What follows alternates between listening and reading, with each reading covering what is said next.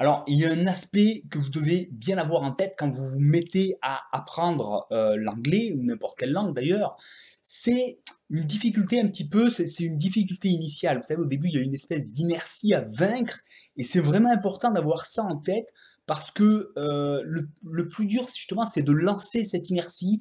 J'en ai déjà parlé un peu dans certaines vidéos, mais il y a une première inertie à vaincre et après, c'est beaucoup plus simple. Alors, pourquoi il y a une inertie à vaincre? Parce que tout simplement, au début, eh ben, on va peut-être passer du temps tous les jours à s'investir un peu dans l'anglais pour progresser, à s'immerger un peu quotidiennement, et on va pas voir tout de suite les résultats. Et du coup, c'est vrai que ça peut être un peu frustrant, d'autant que on ne sait pas vraiment quand est-ce qu'on va voir vraiment sentir les résultats. On ne sait pas exactement, on n'a pas cette image claire que de ce qu'on est en train de construire et que ce qu'on est en train de faire, c'est les premières marches d'une belle ascension et qu'on est vraiment sur notre lancée et que ça fonctionne, qu'on est en train de faire ce qu'il faut. Et on n'a pas cette sensation parce qu'on l'a jamais fait, on n'a jamais appris une nouvelle langue étrangère, en tout cas une fois devenu adulte. Et c'est complètement nouveau comme processus et il faut un petit peu le découvrir. On est un petit peu pionnier là-dedans quand on se met à apprendre une langue une fois devenu adulte. C'est une nouvelle expérience, une nouvelle sensation, de nouvelles mémoires qui se mettent en place et on peut se baser sur rien. Donc effectivement, ça peut vraiment être un peu frustrant et on voit pas un peu le bout du tunnel.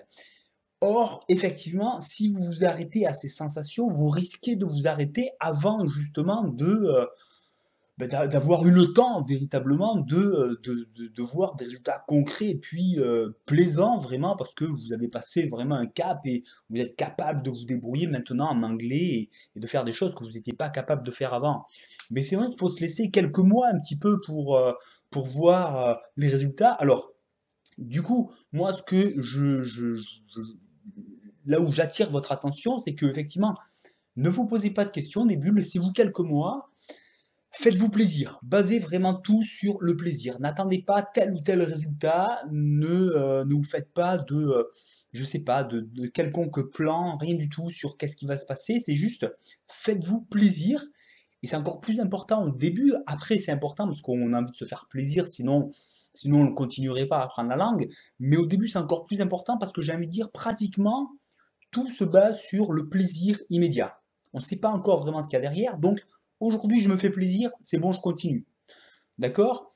Et donc voilà, se faire plaisir, c'est se faire plaisir de découvrir de nouveaux mots qu'on ne comprenait pas, de découvrir cette phrase de cette chose intéressante que j'avais envie d'écouter, cette personne intéressante que j'avais envie d'écouter. Peut-être qu'avant je l'écoutais qu'en français, peut-être que je viens de découvrir une personne et puis elle est anglophone, donc je vais l'écouter dans sa vraie langue, et puis je vais traduire et je vais me faire plaisir. Je vais me dire, waouh, ça je connaissais pas, aujourd'hui je connais. Et prenez vraiment plaisir à ça, à reconnaître des sons, des mots que vous ne compreniez pas, et puis tout d'un coup, ok, vous avez vu écrit, vous avez décortiqué un peu la prononciation, ok, maintenant je le reconnais quand j'entends là. Au moins sur cet enregistrement, je le connais, et waouh, ça c'est plaisant. Donc, basez-vous là-dessus, faites-vous vraiment plaisir quand vous mettez à l'anglais, gardez cette rigueur de le faire tous les jours, parce que la deuxième chose qui est importante, c'est de se rappeler que, effectivement, plus vous allez être un peu consistant, un peu régulier et efficace dans ce que vous faites, plus vite vous allez voir des résultats concrets et donc vaincre cette inertie initiale. Parce que quand vous voyez que hey, ça fait peut-être 2 3 mois que tous les jours je fais ma petite routine d'anglais, j'apprends de nouvelles choses, et là je vois que bah oui, j'ai bien dégrossi, je commence à être plus à l'aise sur la prononciation, je commence à avoir plus de repères dans la langue anglaise, je comprends beaucoup plus de choses, je commence à comprendre l'accent anglais, à le percevoir déjà beaucoup mieux, beaucoup plus distinctement. Mais il faut se donner, il faut se donner cette première étape à atteindre. Et donc, vous ne posez pas de questions, plus vous allez être régulier, plus vite vous allez progresser, bien entendu, pour atteindre cette première étape. Et donc, plus vous allez, non pas, déjà, vous allez être moins frustré, ça va être moins facile d'être frustré parce que vous allez plus vite voir les résultats. Et en plus, vous allez donc progresser plus vite initialement. Et donc ça va vous amener à aller encore plus loin, plus rapidement, plus efficacement, parce que bien sûr, vous êtes porté par ces premiers progrès que vous avez clairement constatés. Donc là, après, le plaisir se décuple, vous voyez un peu plus loin ce que ça donne, vous voyez la pente un petit peu que vous avez pris et que vous êtes vraiment en train d'aller quelque part et que c'est efficace, et là, ça devient encore plus plaisant. Donc voilà, gardez un peu cette rigueur sur les premiers mois, soyez régulier et faites-vous plaisir à chaque fois que vous faites. D'accord? Donc un peu de rigueur pour s'y mettre tous les jours, pour avoir sa petite routine bien établie, très simple, hein, vous savez, 10-15 minutes par jour, vous avez déjà la routine qui est en place, et au bout de quelques mois, vous allez vraiment voir que vous avez fait des progrès dans tous les domaines. Ok?